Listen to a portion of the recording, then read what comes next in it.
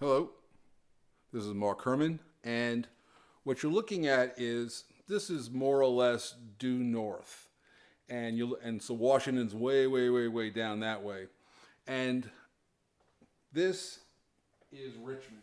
So you can see the entire city of Richmond with all its streets is on the map with its fort defenses here. This is the James River, and this is the Chickahominy River. And this is the date here is June 27th, 1862. So this is why it's called Army of the Potomac, because not only do you have the Army of the Potomac in 1864 under Grant and Meade, but you have the Army of the Potomac under George B. McClellan, who's over here. And what's happening is McClellan, right around this time, was about to launch an attack when Lee hit him first.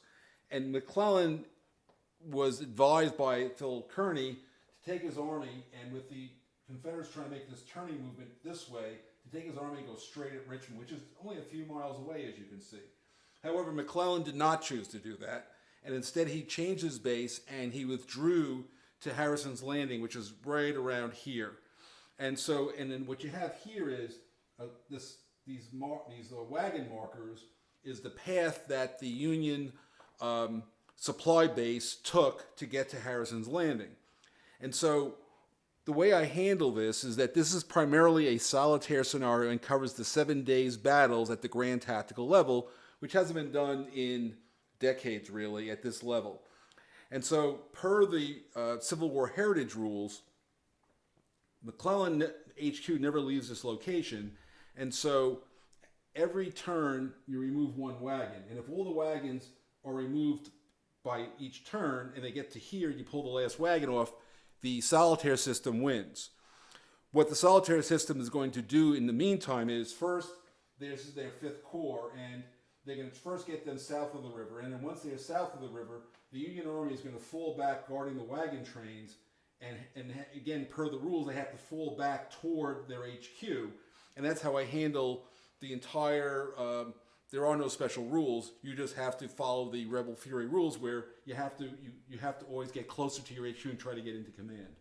And so the solitaire rules handle that. Now you play Lee, who's trying to make this turning movement attack, and he's trying to, he's worried that these guys won't, this is Huger and Magruder, will be able to hold off basically the Union Army.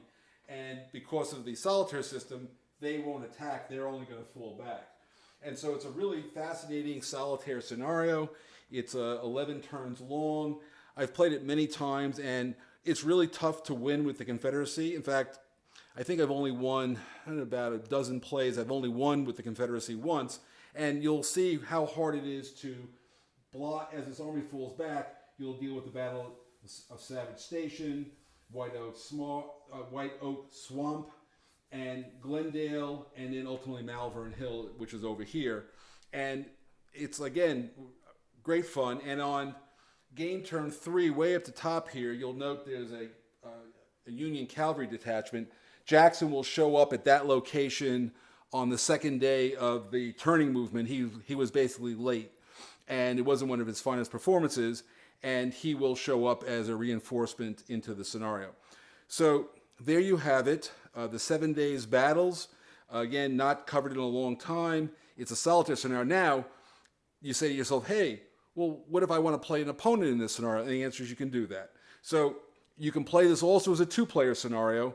I've only played that a few times, and it's very tough on the Confederates because the Union, there are no special rules, and now McClellan is a tiger, not a lamb. And after the first turn, McClellan could, per the normal rules, can redeploy that way, and the wagon train still progresses down to here, but that really becomes a non-issue. With McClellan now, the Confederates are trying to deal with holding on to Richmond. And now these fortifications around Richmond become of some significance. So again, primarily a solitaire scenario. The historical is a solitaire scenario, and it plays very well historically and all of that. And then there's a what-if two-player scenario where, again, if McClellan is a tiger, not a lamb, you get to see that experience. So again, the 7 days battles, one of my favorite in the Army of the Potomac, and takes it from that 1864 period to a much earlier period, which is really the culmination of the Peninsula Campaign. So with that, I hope you all enjoyed seeing the 7 Days battles and how it gets handled in Rebel Fury. Excuse me, and Army of the Potomac, not Rebel Fury. Anyway, have a good one.